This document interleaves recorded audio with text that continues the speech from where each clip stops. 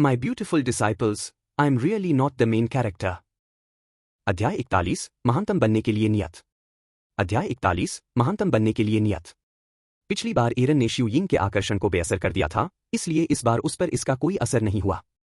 लेकिन फिर भी आकर्षण के बिना भी वह महिला उसे कुछ भावनाएं महसूस कराने के लिए काफी थी। मैं यहां आपकी मदद मांगने आया हूं, एरन ने कहा और महिला को हल्के से दूर धकेलने की कोशिश की क्योंकि वह इस जगह पर खुद को खोना नहीं चाहता था। दुर्भाग्यवश वह उसे दूर धकेलने के लिए पर्याप्त मजबूत नहीं था। हालांकि वह महिला कमजोर दिखती थी और आकर्षण पर निर्भर थी, इसका मतलब यह नहीं था कि वह वास्तव में कमजोर थी। अपने अनियंत्रित आकर्षण के बिना भी वह इतनी शक्तिशाली थी कि अपने पीछे खून का निशान छोड़ जाती थी। अगर तुम मेरी जान भी लेना चाहो तो मैं तैयार हूं, शिउ यिंग ने दृढ़ स्वर में कहा। मुझे तुम्हारी जान नहीं चाहिए। मैं बस इतना चाहता हूं कि तुम मेरे साथ चलो क्योंकि मैं कुछ दिनों के लिए संप्रदाय से बाहर जा रहा हूं। कुछ दूरी बनाने की असफल कोशिश के बाद एरन ने आखिरकार हार मान ली और उसे अपनी बाहों में रहने दिया। उसकी बातें सुनकर शिउ यिंग की आंखें चमक उठीं। उसकी नजर में क्या इसका मतलब यह नहीं था कि वह उसे डेट पर चलने के लिए कह रहा था? सिर्फ हम दोनों, उसने अपनी खुशी को काबू में रखने की पूरी कोशिश करते हुए पूछा। मैं और किसी से पूछ ही नहीं सकता, एरन ने जवाब दिया। यह मेरे लिए बहुत महत्वपूर्ण है और यह आपके अलावा कोई और नहीं हो सकता। एरन की बातों से शिउ यिंग का दिल जोर से धड़कने लगा। उसके दिल में प्यार और भी बढ़ गया क्योंकि वह सोच रही थी कि क्या वह इस यात्रा पर उससे शादी का प्रस्ताव रखेगा। इस समय उसे इस बात की परवाह नहीं थी कि वह नजरबंद है। उसके लिए उसके साथ जाना किसी भी चीज से ज्यादा महत्वपूर्ण था। हम कब रवाना हो रहे हैं? उसने पूछा। अगर आप मुझ पर कृपा करके मुझे रिहा कर देंगी तो अभी इसी वक्त, एरन ने शिउ यिंग के कंधे पर हाथ रखकर उसे दूर धकेलने की कोशिश की। इस बार उसने कोई विरोध नहीं किया और एक अच्छी लड़की की तरह उसकी बात सुनी। मैं अभी से तैयारी शुरू कर दूंगा। अभी सिर्फ 10 मिनट ही बीते थे कि शिउ यिंग वापस लौट आई। उसने अपने स्टोरेज रिंग में वो सब कुछ इकट्ठा कर लिया था जो उसे लगता था कि लंबी यात्रा के दौरान उन्हें जरूरत पड़ सकती है। उसने संप्रदाय से बिना पकड़े गए निकलने का एक तरीका भी सोच लिया। उसने अपनी एक क्लोन भी बनाई थी जिसे नजरबंदी के दौरान कमरे में ही रखा जाना था। इसका मकसद यह सुनिश्चित करना था कि संप्रदाय में किसी को भी यह पता न चले कि वह लापता है। यह क्या है? एरन ने शिउ यिंग द्वारा दिए गए एक छोटे नीले क्रिस्टल को अपने हाथ में पकड़ रखा था और सोच रहा था कि यह क्या है। यह एक ऐसा तरीका है जिससे हम बिना पकड़े गए संप्रदाय से बाहर निकल जाएंगे। शिउ यिंग ने मुस्कुराते हुए अपना हाथ एरन के हाथ में रख दिया। एरन उसकी बातों से हैरान था। वह सोच रहा था कि वह बिना पकड़े गए कोर्ट क्षेत्र से कैसे निकलेगा, लेकिन ऐसा लग रहा था कि इसकी कोई जरूरत नहीं है। इससे उसे थोड़ी असहजता महसूस हुई। उस विकल्प में उससे भागने में मदद करने के लिए कहा गया था। लेकिन क्या यह ऐसा नहीं था कि वह उसे भागने में मदद कर रही थी? असल में क्या उसे मदद की जरूरत भी थी? वह जब चाहे जा सकती थी। वह सिर्फ इसलिए रुकी रही क्योंकि वह खुद रुकना चाहती थी। यह स्पष्ट था कि शिउ यिंग उसकी सोच से कहीं अधिक सक्षम थी। अगर वह होती तो एरन को पूरा यकीन था कि वे अजगर को मार सकते थे। उसकी मदद से वह वास्तव में स्मृति खंड का उपयोग कर सकता था। उसने क्रिस्टल को सक्रिय किया। आंगन की सीमाओं के भीतर दोनों ने खुद को अदृश्य स्थानिक ऊर्जा के आवरण में घिरा हुआ पाया। एरन ने अपने परिवेश में अचानक बदलाव महसूस किया क्योंकि संप्रदाय के परिचित दृश्य और ध्वनियां धीरे धीरे लुप्त हो गईं और उनकी जगह एक बिल्कुल अलग दृश्य ने ले ली। हालांकि वे अब उस संप्रदाय के भीतर नहीं थे, लेकिन वे उसके आसपास के क्षेत्र से बहुत दूर नहीं गए थे। दूर से एक ऐसे पर्वत की चोटी पर जो एक आम आदमी के लिए लगभग दुर्गम प्रतीत होता था, वह संप्रदाय अभी भी दिखाई दे रहा था। ऐसा कहा जाता था कि यह पर्वत श्रृंखला पूरी दुनिया में सबसे ऊंची थी। जिस सहजता से वे संप्रदाय से निकले थे, उससे एरन को कुछ अवास्तविक सा महसूस हो रहा था। हालांकि वह अभी भी फीनिक्स की उपस्थिति को महसूस कर सकता था, भले ही वह दूर ही क्यों न हो। एक आदेश के साथ उसने फीनिक्स को संप्रदाय छोड़ने और उसके साथ जुड़ने का इशारा किया। इसी बीच संप्रदाय की पर्वत श्रृंखला के भीतर फीनिक्स आकाश में उड़ गया और बादलों के बीच खूबसूरती से विचरण करने लगा। यह इतनी तेज गति से उड़ रहा था कि एरन ने भी पहले कभी ऐसी गति का अनुभव नहीं किया था। आमतौर पर फीनिक्स एरन को ले जाते समय अपनी गति को नियंत्रित रखती थी ताकि उसकी सुरक्षा सर्वोपरि रहे। लेकिन जब अपने स्वामी से दोबारा मिलने की बात आई तो उसने बिना किसी संकोच के अपनी पूरी गति का इस्तेमाल किया। देखते ही देखते फीनिक्स उस दूरस्थ स्थान पर पहुंच गई जहां एरन बेसब्री से उसका इंतजार कर रहा था। एरन ने महान बुजुर्ग की ओर हाथ बढ़ाते हुए उसे अपने साथ शामिल होने के लिए आमंत्रित किया। अपने चेहरे पर एक सुंदर मुस्कान लिए महान बुजुर्ग ने उनके इस इशारे को स्वीकार किया और वे दोनों फीनिक्स की पीठ पर उतरे, जो उनकी एक साथ असाधारण यात्रा की शुरुआत का प्रतीक था। छोटे भाई, यह एक खतरनाक मिशन है। क्या आप वाकई इसे लेना चाहते हैं? कई वरिष्ठ भी इस मिशन को पूरा नहीं कर पाए हैं। संप्रदाय में वापस आकर मुख्य पात्र यी लियांग ने अपना मिशन पूरा कर लिया था। जैसे ही उसके गुरु के अधीन अन्य शिष्यों को उसके द्वारा चुने गए मिशन के बारे में पता चला, वे थोड़े चिंतित हो गए। क्योंकि उनका गुरु एक ही था, इसलिए वे भाइयों की तरह थे। वे सबसे छोटे को खोना नहीं चाहते थे और संप्रदाय में हंसी का पात्र बनना नहीं चाहते थे। मुझे विश्वास है कि मैं इसे पूरा कर सकता हूं, ये लियांग ने मासूमियत से मुस्कुराते हुए कहा। उनकी बाहरी मुस्कान के विपरीत अपने दिल की गहराई में वह काफी गंभीर थे।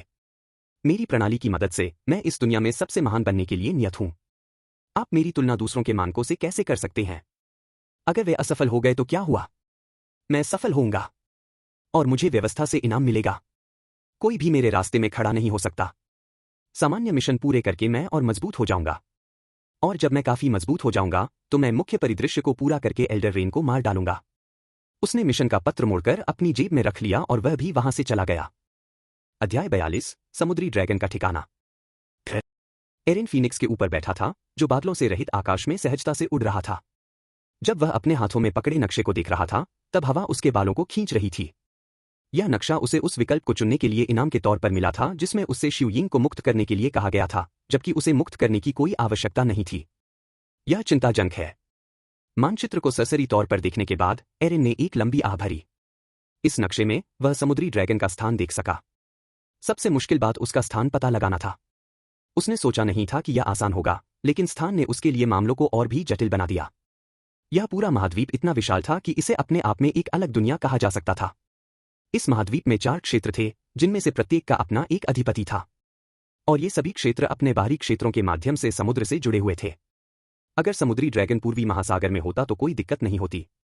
वह आसानी से वहां जा सकता था क्योंकि यह पूरा क्षेत्र महान दानव संप्रदाय के नियंत्रण में था। महान गुरु के साथ रहने वाले संप्रदाय के गुरु होने के नाते उन्हें कई विशेषाधिकार भी प्राप्त हो सकते थे। दुर्भाग्यवश मानचित्र ने बिल्कुल अलग ही तस्वीर पेश की।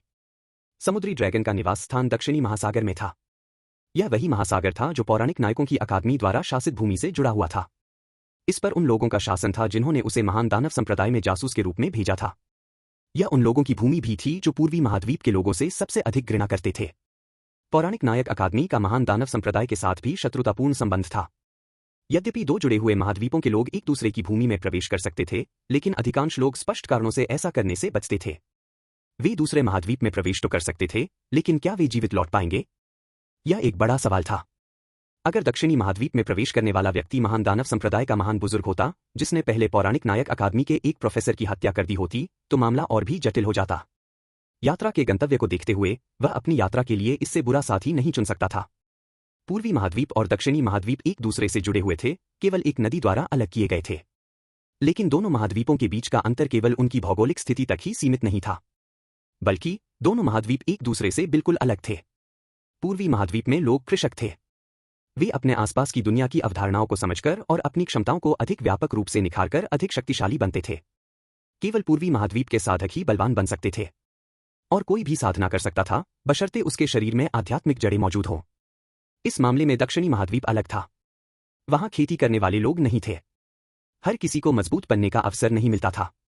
इसके विपरीत दक्षिणी महाद्वीप के लोग वंशानुक्रम पर अधिक ध्यान देते थे। कुछ लोगों में विशेष क्षमताएं जागृत हुईं, जो ज्यादातर उनके वंश से संबंधित थीं। उन लोगों को हीरो कहा जाता था, और उनका प्रबंधन करने के लिए दक्षिणी महाद्वीप के महानतम नायकों द्वारा मिथिकल हीरो अकादमी की स्थापना की गई थी। जबकि पूर्वी महाद्वीप पर महान दानव संप्रदाय का शासन था, वहीं दक्षिणी महाद्वीप पर पौराणिक नायक अकादमी का शासन था। अगर ग्रेट डेमन सेक्ट को छोड़ दिया जाए तो पूर्वी महाद्वीप में कई शक्तिशाली कल्टीवेटर कुल थे। वे प्रमुख क्षेत्रीय शक्तियां थीं। महान दानव संप्रदायों के अधिकांश वरिष्ठ नेता इन्हीं कुलों से थे और उन्हें जबरदस्त समर्थन प्राप्त था। साथ ही यदि पौराणिक नायक अकादमी को छोड़ दिया जाए तो दक्षिणी महाद्वीप में कई महान परिवार थे जिनका अधिकांश प्रभाव था। मिथिकल हीरो अकादमी के अधिकांश प्रोफेसर इन्हीं परिवारों से थे। जहां ग्रेट डेमन सेक्ट सभी को विभिन्न मार्शल स्किल्स सिखाता था जिससे वे मजबूत बन सकें, वहीं मिथिकल हीरो एकेडमी छात्रों को अपनी वंशानुगत शक्तियों को बेहतर ढंग से नियंत्रित करना सिखाती थी। एक हीरो के लिए ताकतवर बनना निश्चित रूप से आसान था क्योंकि उन्हें केवल अपने वंश के माध्यम से प्राप्त विरासत को नियंत्रित करना होता था। वहीं कल्टीवेटर्स के लिए स्थिति और भी कठिन थी क्योंकि उन्हें बिल्कुल शुरुआत से शुरू करना पड़ा। उन्हें सीखना पड़ा और अपना रास्ता खुद बनाना पड़ा। दोनों महाद्वीपों की अलग अलग विश्वास प्रणालियां थीं। एक का मानना था कि प्रतिभा अधिक महत्वपूर्ण है और वंश का कोई महत्व नहीं है। दूसरे का मानना था कि वंश अधिक महत्वपूर्ण है और प्रतिभा गौण है। इन वर्षों में दोनों महाद्वीपों के बीच संघर्ष लगातार बढ़ता ही गया था। एरिन को इस जानकारी का कुछ हिस्सा पढ़ने से पता था, लेकिन उसे इससे ज्यादा कुछ नहीं पता था। पहले 200 अध्यायों में मुख्य पात्र ने वास्तव में कभी दक्षिणी महाद्वीप में प्रवेश नहीं किया था। एरिन ने नक्शा वापस रख लिया और अपने भविष्य के कदमों के बारे में सोचने लगा। वह अब अपनी योजना नहीं छोड़ सकता था। हालांकि दक्षिणी महाद्वीप में घुसपैठ करना खतरनाक था, लेकिन समुद्री ड्रैगन को पकड़ना महत्वपूर्ण था। तभी वह स्मृति खंड का उपयोग कर सकता था। जब एरन विचारों में डूबा हुआ था, तभी उसने हवा में एक मीठी खुशबू महसूस की। उसे अपनी गोद में हल्का सा भार महसूस हुआ, जैसे ही बाहें उसके चारों ओर लिपट गईं और एक सिर उसकी छाती पर टिका हुआ था। उसने उस महिला को निहारा जो उसे ऐसे गले लगा रही थी मानो वह किसी गहरे प्यार में डूबी हुई महिला हो। वह काफी देर से उसे देख रही थी, यह सोचकर कि वह उस पर ध्यान देगा। लेकिन जब उसने ऐसा नहीं किया तो वह खुद को रोक नहीं पाई और पहल कर बैठी। क्या कोई बात आपको परेशान कर रही है? उसने धीरे से पूछा। एरिन ने भी अपना हाथ उसके चारों ओर लपेटते हुए जवाब दिया, मुझे लगता है कि आप ऐसा कह सकते हैं। उसे छोड़ने में बहुत देर हो चुकी थी, और अगर वह उसे खुद से दूर धकेलता रहा तो उसे नहीं पता था कि वह क्या कर सकती है। यह एक ऐसा जुनून था जो अंततः उन दोनों को नुकसान पहुंचा सकता था। इसलिए उसके पास उसे स्वीकार करने के अलावा कोई चारा नहीं था। विकल्पों को ठुकराकर अंततः पुस्तकालय में प्रवेश करने में कुछ हद तक उसकी भी गलती थी। अध्याय 43। क्या मैंने अच्छा प्रदर्शन किया? क्या यह कोई इंसान है? शिव यिंग ने सिर उठाकर पूछा। मुझे बताओ, मैं उसे मार डालूंगी। एरन को महसूस हो रहा था कि वह बहुत गंभीर है। उसे पूरा यकीन था कि अगर वह उसे अपने संप्रदाय के किसी महान बुजुर्ग का नाम भी बता दे तो भी वह उसे मारने का कोई न कोई तरीका ढूंढ ही लेगी। यह ऐसी समस्या नहीं है जिसे कुछ लोगों को मारकर हल किया जा सके, एरन ने उसका सिर थपथपाते हुए उससे कहा। अगर कुछ लोगों से ज्यादा हुए तो मैं सबको मार डालूंगी, शिव यिंग ने दृढ़ता से कहा। उसकी आंखों में दृढ़ निश्चय की आग जल रही थी। जब तक इससे तुम्हें फायदा हो। एरन को समझ नहीं आ रहा था कि वह उसे क्या जवाब दे। काफी देर बाद उन्होंने कहा, आपको कुछ करने की जरूरत नहीं है। यह तो बस एक छोटी सी बात है। मैं इसे खुद ही संभाल लूंगा। प्रेम पथ की प्रगति 0.01%। 3 दिन बाद ये लियांग एक जंगल के सामने उतरा। युवक मित्र, सावधान रहो। यह जंगल किसानों का कब्रिस्तान माना जाता है। ये लियांग के बगल में एक अधेड़ उम्र का आदमी खड़ा था। उस व्यक्ति को संप्रदाय द्वारा उसे मिशन के गंतव्य तक लाने के लिए उपलब्ध कराया गया था। आमतौर पर एक शिष्य को यह विशेषाधिकार प्राप्त नहीं होता था, लेकिन जब कोई मुख्य शिष्य या किसी वरिष्ठ का शिष्य बन जाता था तो उसे संप्रदाय के मिशन के लिए यात्रा के दौरान कुछ सहायता प्राप्त करने की अनुमति दी जाती थी। अगर मुझे आत्मविश्वास नहीं होता तो मैं इस मिशन को नहीं चुनता, ये लियांग ने आत्मविश्वास से जवाब दिया। उसे समझ नहीं आ रहा था कि ये लोग उसे नीची नजर से क्यों देखते हैं। क्या सिर्फ इसलिए कि वह जवान दिखता था? वह उस समय का बेसब्री से इंतजार कर रहा था जब वह अपनी इस प्रणाली की मदद से दुनिया का सबसे ताकतवर इंसान बन जाएगा। वह उस समय उस आदमी का चेहरा देखना चाहता था।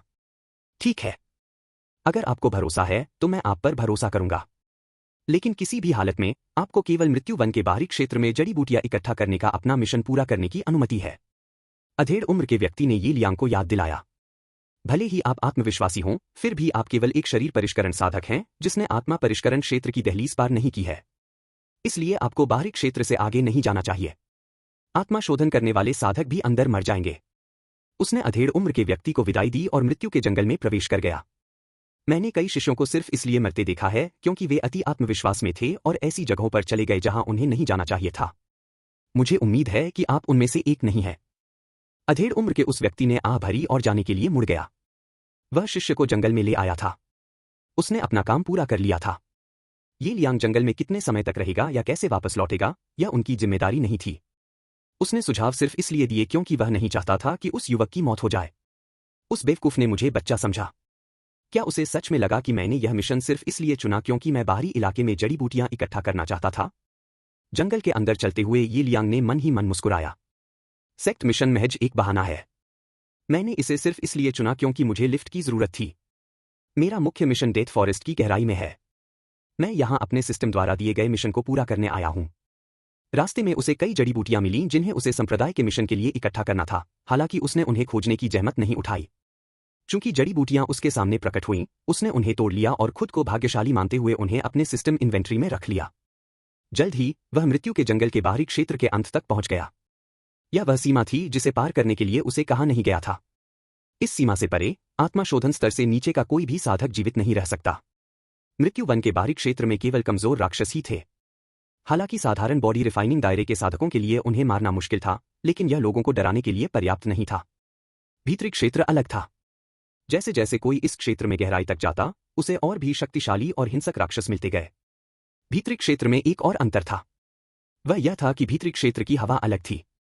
यदि कोई उस हवा में सांस ले ले तो वह पागल हो सकता है और अपना मानसिक संतुलन खो सकता है। केवल आध्यात्मिक परिष्करण स्तर के साधक और उससे ऊपर के स्तर के साधक ही इस प्रभाव का प्रतिरोध कर सकते हैं। इसीलिए शरीर परिष्करण क्षेत्र के साधकों को मृत्यु वन के बाहरी क्षेत्र से आगे जाने की मनाही थी। क्या इस जंगल को लगता है कि वह सिर्फ इसी से मुझे रोक सकता है? उसने अपने पास मौजूद सामान में से एक छोटी सी गोली निकाली। आध्यात्मिकता की गोली। विवरण: 1 सप्ताह के लिए अस्थायी रूप से व्यक्ति की साधना को आध्यात्मिक शोधन स्तर तक बढ़ा देता है। प्राप्त करने की विधि: दैनिक कार्य पुरस्कार। ये लियांग ने गोली को अपने मुंह में रखा और महसूस किया कि उसका मन मजबूत हो रहा है और उसकी आध्यात्मिकता बढ़ रही है। उसकी साधना शक्ति अस्थायी रूप से बढ़ गई, जिससे वह अपना मानसिक संतुलन खोए बिना मृत्यु के जंगल से आसानी से गुजर सका। इससे न केवल उसे मृत्यु के जंगल की हवा से अप्रभावित रहने की सुविधा मिली, बल्कि इससे उसकी ताकत में भी कुछ हद तक वृद्धि हुई। वह यही नहीं रुका और अपने सामान में से एक अंगूठी ले आया। उपस्थिति दमन का घेरा।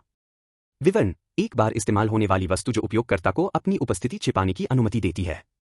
अधिकतम प्रभाव अवधि: 1 सप्ताह। प्राप्त करने की विधि: खोज पुरस्कार। चूंकि यह सिर्फ एक बार इस्तेमाल होने वाली चीज है, इसलिए जैसे ही मैं इसका इस्तेमाल बंद करूंगा, यह नष्ट हो जाएगी। और अब जब से मैंने इसे पहना है, यह ज्यादा से ज्यादा 1 हफ्ते तक ही चल पाएगी।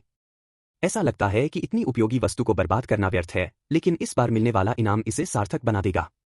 सभी तैयारियां पूरी होने के बाद ये लियांग ने जंगल के भीतरी क्षेत्र में कदम रखा। गोली के असर से उस पर हवा का कोई प्रभाव नहीं पड़ता था, और गोली के असर से वह तब तक जानवरों की नजरों से बचा रहता था जब तक कि वह उनके ठीक सामने से न गुजर जाए।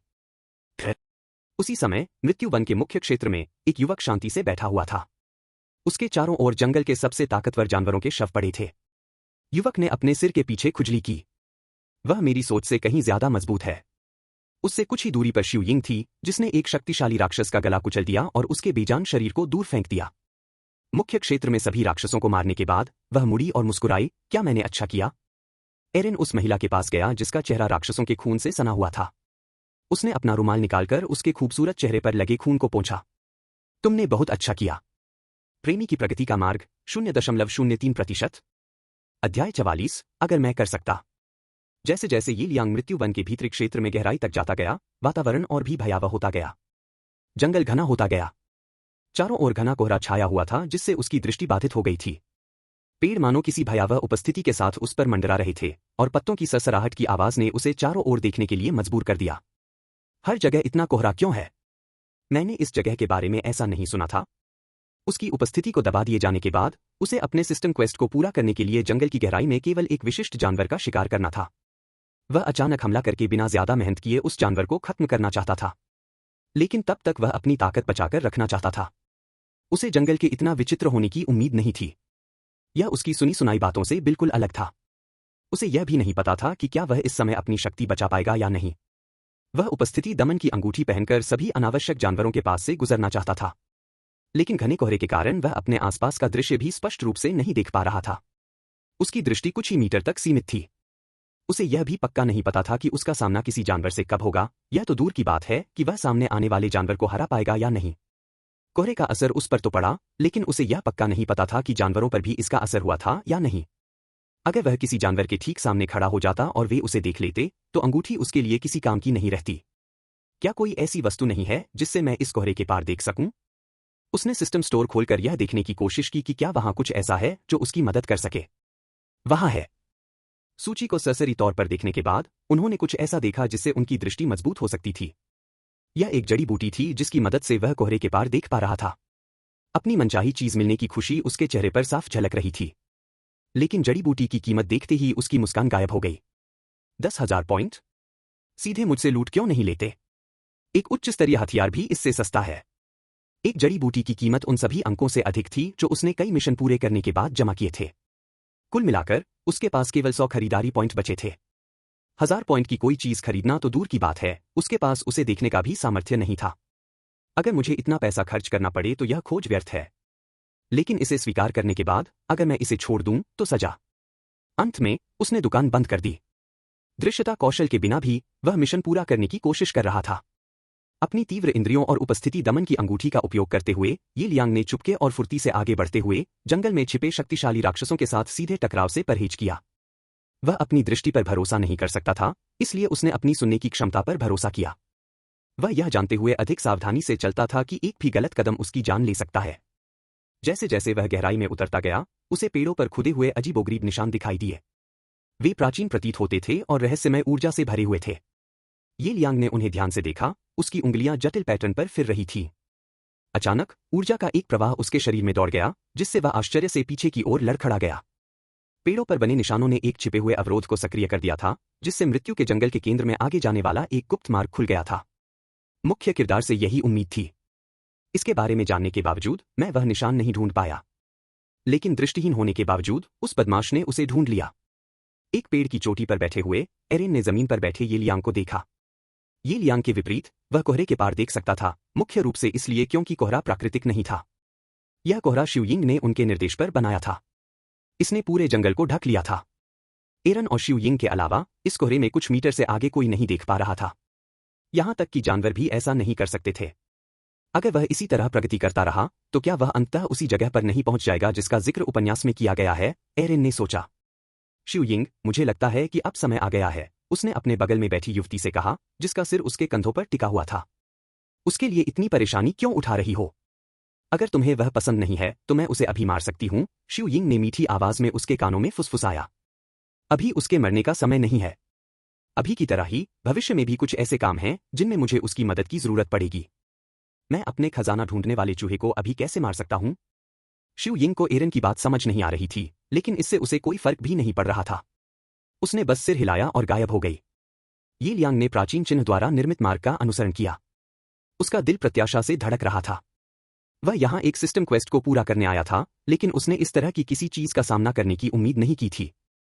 यह स्पष्ट रूप से किसी शक्तिशाली प्राचीन विशेषज्ञ द्वारा बनाया गया संकेत था। यह एक ऐसी विरासत भी हो सकती है जो लोगों का भाग्य बदल सकती है। जहां तक क्वेस्ट को पूरा करने की बात है, विरासत मिलने के बाद वह लक्षित जानवर को मार सकता था। लालच और उत्तेजना से उसने अपने होंठ चाटे। जैसे जैसे वह आगे बढ़ता गया, हवा घनी होती गई, तभी अचानक दूर से गुर्राहट और दहाड़ की आवाजें गूंजने लगीं। हाँ, वह 1 मीटर से आगे नहीं देख सकता था, लेकिन उसे गर्जना स्पष्ट रूप से सुनाई दे रही थी। उन दहाड़ों से उसकी रीढ़ की हड्डी में सिहरन दौड़ गई। ये शक्तिशाली जानवरों की दहाड़ें थीं। उनकी आभा को महसूस करते ही उसे एहसास हो गया कि वह उनका सामना करने के लिए पर्याप्त मजबूत नहीं है। वे दहाड़ें भी उसी की ओर निर्देशित थीं। यह स्पष्ट था कि जानवर उसे देख सकते थे। और सबसे बुरी बात यह थी कि वे उसके रास्ते में खड़े थे। जैसे जैसे जानवर ये लियांग के करीब आते गए, उनकी गुर्राहट तेज होती गई, मानो शिकारी अपने शिकार का पीछा कर रहे हों। अगर एक ही राक्षस होता तो शायद वह उसका सामना कर पाता, लेकिन एक से ज्यादा राक्षसों का क्या? उसकी वर्तमान स्थिति में यह नामुमकिन था। उफ, ये सब अभी क्यों होना था? अगर मैंने विरासत ले ली होती तो मैं आसानी से। अध्याय 45, दरवाजे का दूसरा पक्ष। वह अपनी किस्मत को कोसना भी पूरा नहीं कर पाया था कि उसकी तेज इंद्रियों ने उसके पीछे दौड़ते हुए जानवरों की आवाज सुन ली। अरे, ठीक है।